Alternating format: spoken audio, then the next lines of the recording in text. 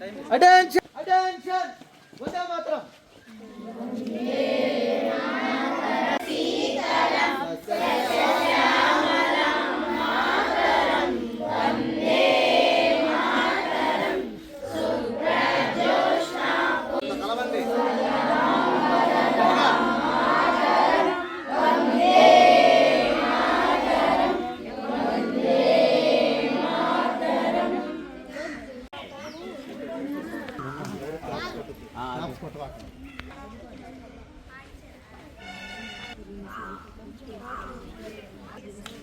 Hai, umur ini.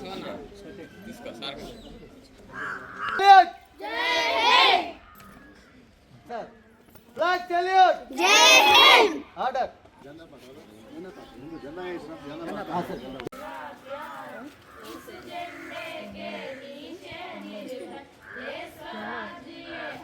యావత్ భారతావని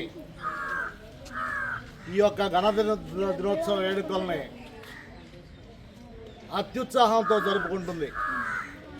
ఏంటి ఈ యొక్క గణతంత్ర దినోత్సవ ఉద్దేశం ఏంటి అంటే, ఒకప్పుడు స్వాతంత్రం వచ్చిన తర్వాత మన భారతదేశానికి సర్వసత్తాక సామ్యవాద లౌకిక ప్రజాస్వామ్య దేశంగా పిలువటువంటి భారతదేశము 1950 జనవరి 26 నుంచి, అంటే ఈ రోజు నుంచి సర్వసత్తాక సామ్యవాద లౌకిక ప్రజాస్వామ్య గణతంత్ర దినోత్సవంగా పిలువబడుతుంది. ఎప్పటి నుంచి? 1950 జనవరి 26 నుంచి. మరి ఏమిటి ఈ గణతంత్ర దినోత్సవం అన్నట్లయితే, ఈ సందర్భంగా యావత్ ప్రతి ఒక్క భారతీయుడు స్మరించుకోవాల్సింది ఎవరంటే, ముఖ్యంగా మహానుభావుడు డాక్టర్ బిఆర్ అంబేద్కర్ గారిని గుర్తుంచుకోవాల్సిన అవసరం ఎంతైనా ఉంది.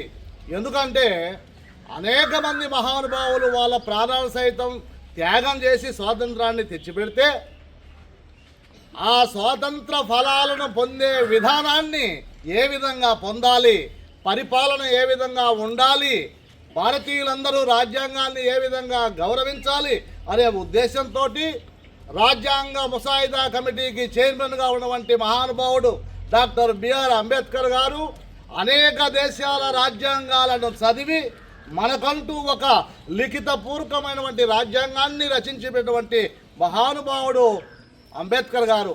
ఆయన్ను ప్రతి ఒక్క భారతీయుడు గుర్తుంచుకోవాలి ఖచ్చితంగా. అయితే ఇప్పుడు సర్వసత్తాక పూర్తి స్వేచ్ఛ సమానత్వం స్వాతంత్రాలతో సామ్యవాదము స్నేహపూర్వక వాతావరణము సోదర భావంతో ఉండాలనే పదము, లౌకికము కుల మత వర్గ వర్ణ స్త్రీ పురుష భేదాలు లేకుండా అందరూ భిన్నత్వంలో ఏకత్వం, ఏకత్వంలో భిన్నత్వంలాగా ఉండాలని, ప్రజాస్వామ్యము ప్రజల వలన ప్రజల కొరకు ప్రజల చేత ఏర్పాటు గావించబడిన ప్రభుత్వం కాబట్టి ఇందులో ప్రజలే పాలితులు, ప్రజలే పాలకులు. ఇకపోతే గణతంత్ర దినోత్సవము లిఖించబడినటువంటి రాజ్యాంగము, ఇంత పెద్ద రాజ్యాంగము ఏ ప్రపంచంలో ఉన్న ఏ దేశానికి లేదు. మరి ఈ రాజ్యాంగాన్ని కాపాడుకోవాల్సిన అవసరం మనందరిపైన ఉంది. మీరు అనొచ్చు, రాజ్యాంగాన్ని ఏందయ్యా కాపాడుకునేది? రాజ్యాంగాన్ని కాపాడుకోవాలంటే రాజ్యాంగం పుస్తకాన్ని భద్రంగా బీరువాలో పెట్టడమా? కాదు. భారతీయుల వెళ్ళిపోండి లేదు